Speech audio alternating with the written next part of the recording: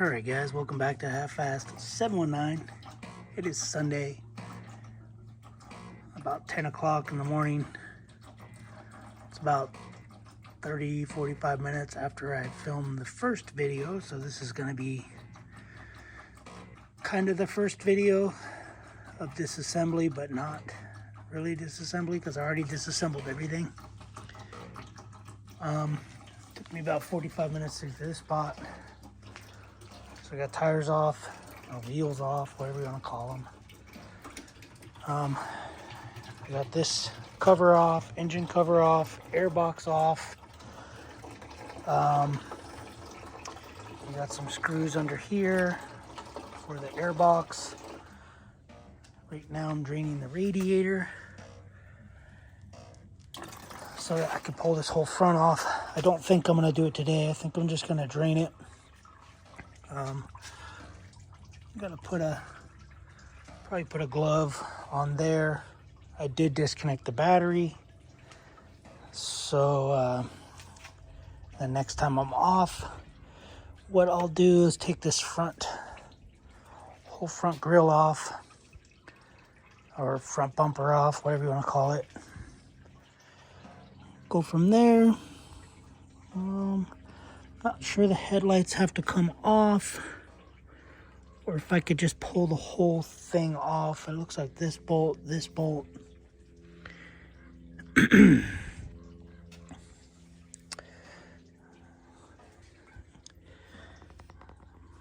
But I don't know. I know there's some stuff under here. We'll have to take the wheel well off. Looks like we got a screw here. I remember when I put this intercooler on. It's a big old fat intercooler. I remember when I put this on, there was a lot of stuff to take the bumper off. Kind of wondering, no, I was thinking just taking this whole front clip off, and doing this, but it looks like there's bolts down here that you got to take off. Airbox just lifts off. It's just held in with little, I don't know what you call, little detent balls like this. It's the same as the engine cover. Just pops in, pops out.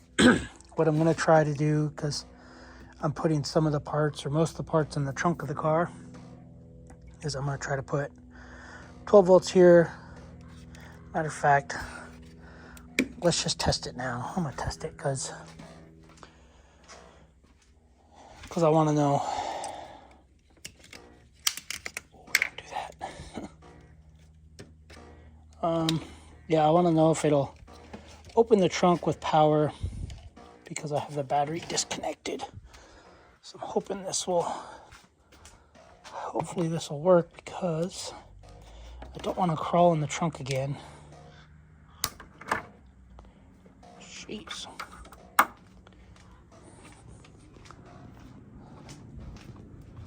So, let's see. Okay, good. Because without power, that does not work.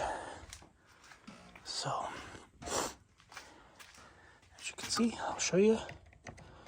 Without power, it won't work. So no power. It might work. There might be some power in a capacitor. Yeah.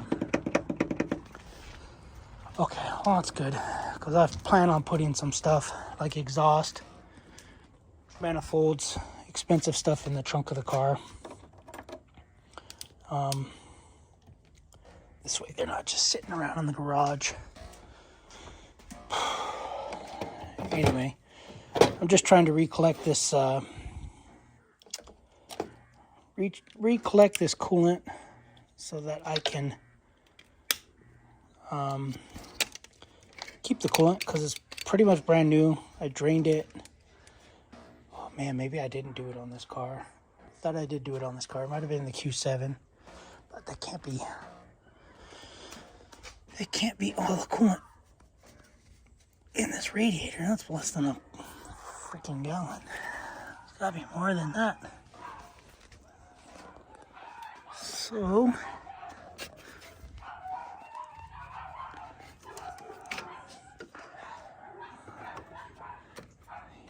I don't know. Seems like there should be way more coolant than that in this radiator. Radiator looks like it's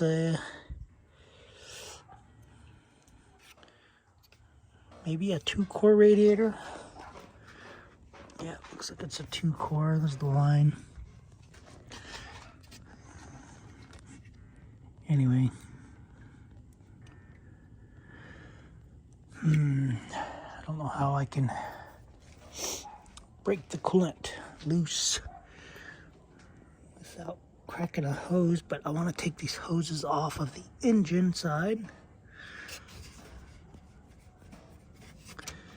Anyway, I might have to call it a day because I gotta go to work. I gotta drive up there. Let's see if I can take this off.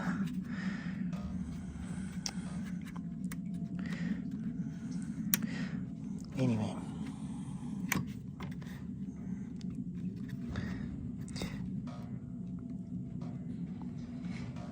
Oh, this blind feels like it's gonna break. I probably should stop.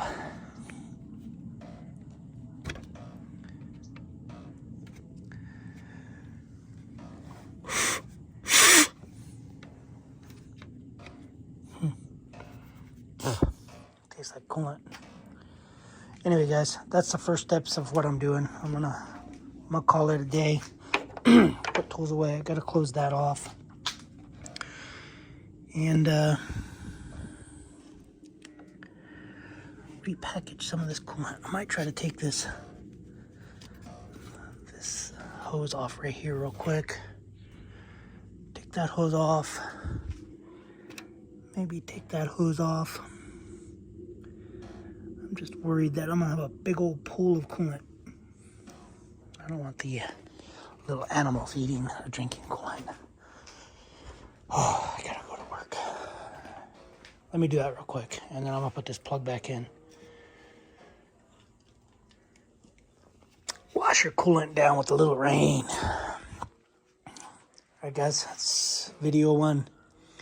I'll be back. It's probably gonna be a 30 episode video.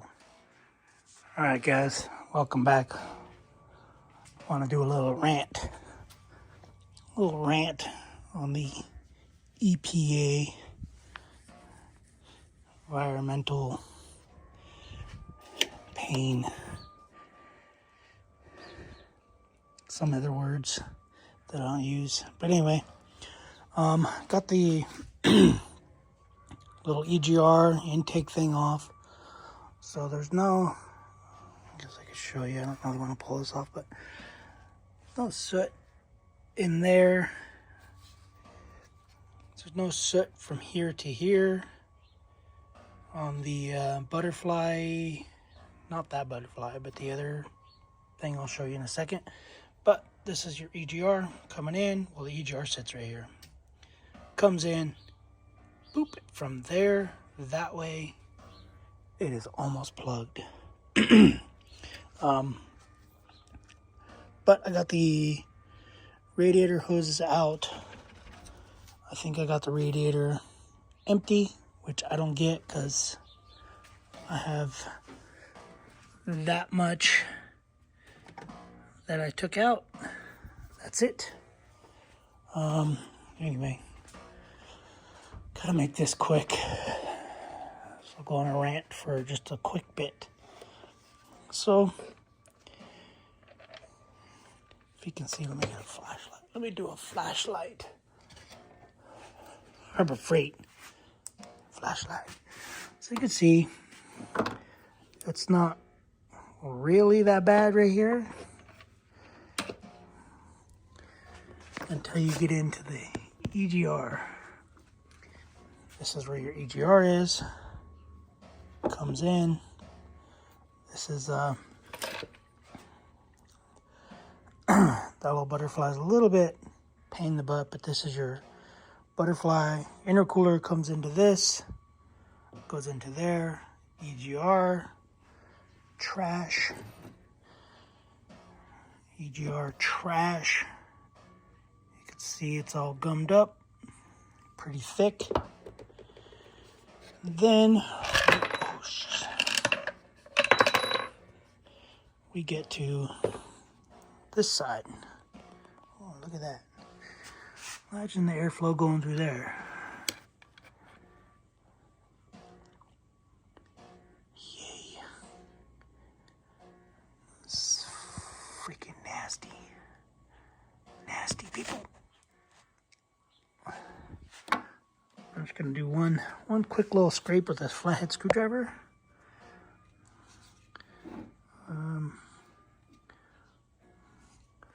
Do it on the side. And we'll do it on this side. It's hard to do it. Hold on.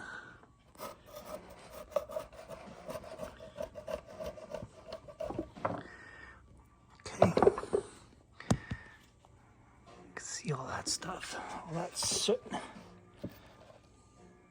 That's one little scrape. Look at that. This is all going back into your engine. Just so you know. This is why this should never, if you want to save the world, the environment, and not worry about money, you should be getting rid of this.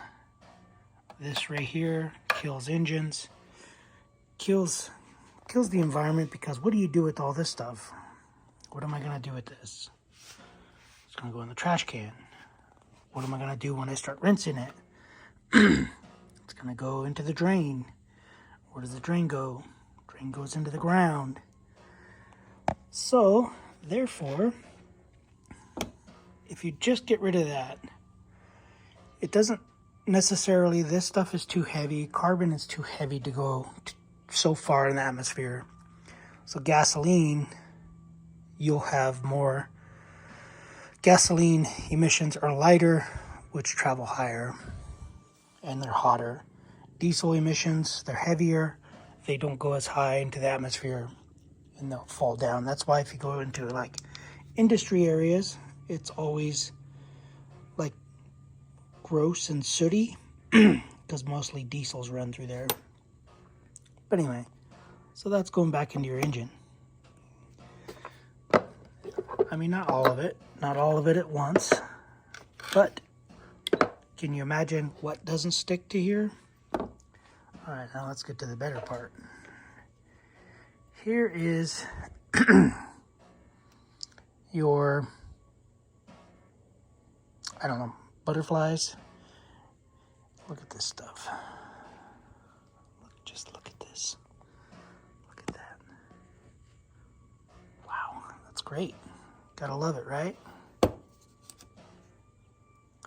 Let's see. Let's see if I can't get this flashlight to stick something to stay somewhere. But let's use a smaller screwdriver. Little baby one. You can see the size of it compared to my finger. I don't have gorilla fingers. Let's scrape. Let's not stick to that. Let's scrape this side. Oh, jeez.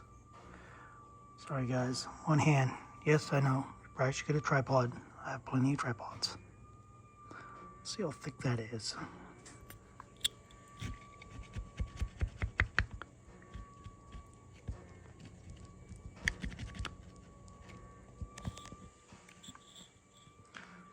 Hold on.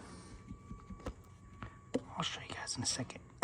This is pretty hard.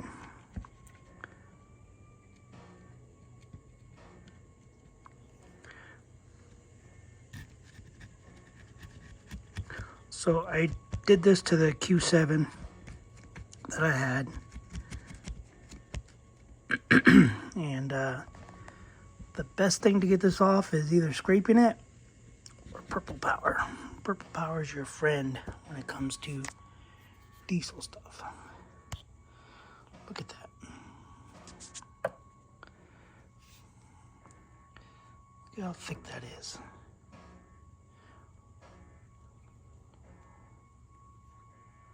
Why? Why do they want this? I'll tell you why. They want this because they're in cahoots with auto manufacturers. You don't plug up an engine, you can't blow up an engine. So therefore, let's make it only last 100,000 miles, 200,000 miles. Trash the vehicle, trash the engine. What happens? You got plastics, plastic bumper, plastic headlights. I get it. Most of this stuff will go to other cars, but then eventually it all gets recycled somehow, some way. But what's worse for the environment? Melting down plastic, melting down aluminum, melting down steel, melting down paint. So what's really worse for the environment? People, EPA. I just don't get it. Anyway, that's my rant. My rant is now this whole intake manifold here is probably completely full. The ports, the intake runners on the cylinder heads are probably full. So I'll have to take this off, clean it, soak it, clean it again, soak it again, clean it again. And then I'm going to have to walnut blast inside each port. So that's all to come later in other videos. I have other videos of it, but this is why I don't like EPA doing stuff, because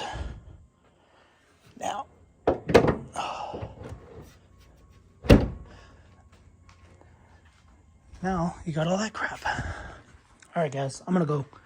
That's my rant. That's my thing, my problem. I really want to collect all this and see how much is in there, but I don't know if I'll have time to do all that. All right, guys, I'm gonna go. I gotta wash up. Supposed to have left to go to work probably 2 hours ago. Anyway, gotta go. Later, guys. Thanks for watching.